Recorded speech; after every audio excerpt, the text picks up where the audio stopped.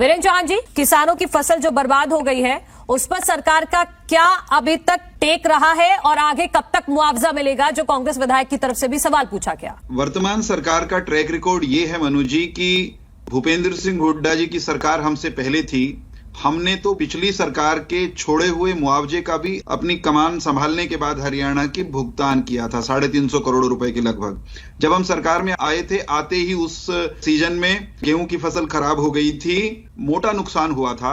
1000 करोड़ से ऊपर लगभग 1100 करोड़ रुपए हरियाणा के किसानों के खाते में इस सरकार ने तत्परता से भिजवाए थे। तब से लेकर आज तक भी जब कभी किसान का किसी भी फसल में नुकसान हुआ तो बहुत तत्परता के साथ गिरदावरी करवाकर या बीमा वाले योजना के माध्यम से जो वैधानिक रास्ते हैं उस रास्ते से इस सरकार ने किसान की मदद की है। वर्तमान में जो फसल का नुकसान हो रहा है, तय मानिए नियमानुसार हरियाणा के किसान के नुकसान की भरपाई आगे बढ़कर ये सरकार करेगी।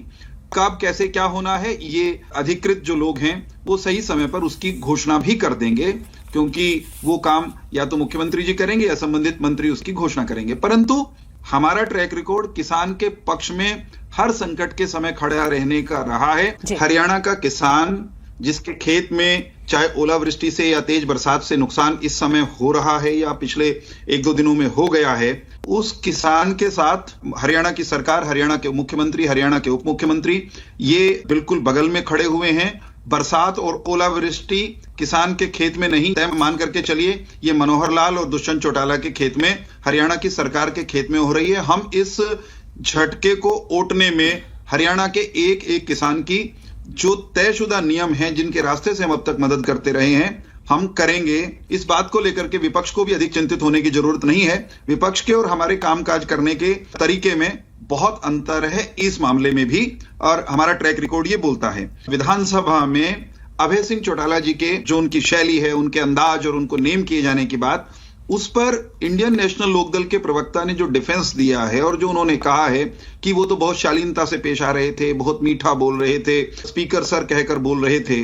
उन्होंने निश्चित तौर पर 1-2-4 बार हो सकता है स्पीकर सर भी कहा हो, स्पीकर महोदय भी कहा हो, परंतु अभय सिंह चौटाला जी ने बजट सत्र के पहले चरण में और इस चरण में भी, और केवल ये चरण और वो चरण नहीं, साधारणतया उनका जो विधानसभा में बोलने का अंदाज है वो विधानसभा की गरिमा के अनुसार नहीं होता। ये उनके अब तक के भाषणों का रिकॉर्ड आप निकलवा कर देखेंगी तो आप पाएंगे कि हमेशा वो इसी अंदाज में तू तड़ाक, गली मोहल्ले वाली जो भाषा होती है ना, बैठ जा, तू बैठ बैठ, हम घर में कैसे बोलते हैं, दोस्तों के बीच में कैसे बोलते हैं, इसका अंदाज अलग अलग होता है। पत्नी से आप बात करते हैं तो शैली अलग होती है, बच्चे से बात करते हैं तो शालीनता की शैली में भी थोड़ा बहुत अंतर आता है। शिक्षक विद्यार्थी से कैसे बात करता है और विद्यार्थी शिक्षक से कैसे बात करता है, उसकी एक गरिमा तय है।